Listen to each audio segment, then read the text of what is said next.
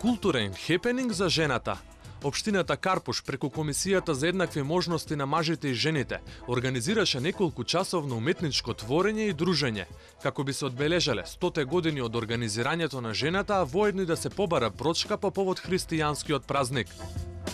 Па да, ова беше во скоп на програмата на комисијата, значи заедничко решение беше да се направи еден наслов за чествување на денот на жената, кој што го осмисливме на тој начин што имавме една убава изложба во кинотека на Македонија, во тека таму и сликарски хепенинг, значи жени сликарки творат, тие слики потоа ќе ги изложиме, ќе има изложба на тоа.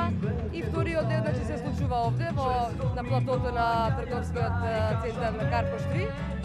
Делот беше составен од представата Нормална ли си ти, во изведба на актерките Душица Стојановска и Викторија Андушева, во текста Викторија Андушева и режија Милица Стојанова. Значи една представа која што се занимава со проблемите на жената во секојдневниот живот, на нејзиното работно место, во општеството, социјалното прашање, здравственото прашање и така натаму.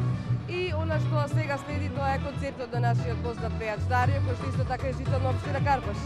Животот е железна пара, игра со нас, тетка и глава и не може да биде баш секој ден велик ден.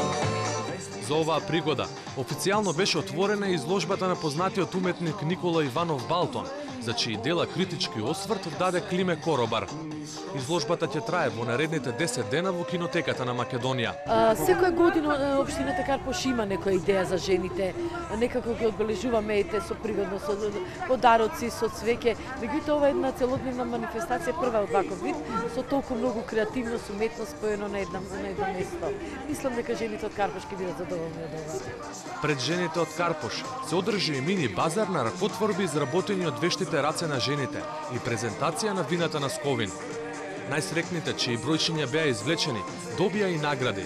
На секој од присутните жени им беше подарена и по една саксија јаглики. Ние се обидовме максимум да ги афирмираме, а тие покажаа дека на неколку нивоа жената во Карпуш е понапред дури од европската жена.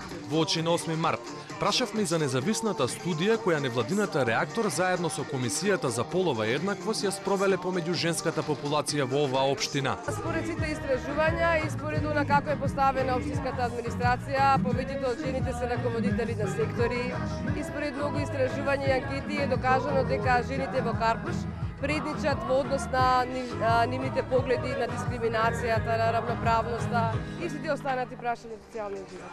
Среќен 8 март на сите припаднички од понежниот пол. Еден ден не е доволен да го прославиме фактот дека вие постоите, што значи дека не само 8 март треба да биде ден на жената, туку секој ден, како ден на причината за постоењето на целото човештво. Поздрав до сите жени и едно големо фала од сите нас.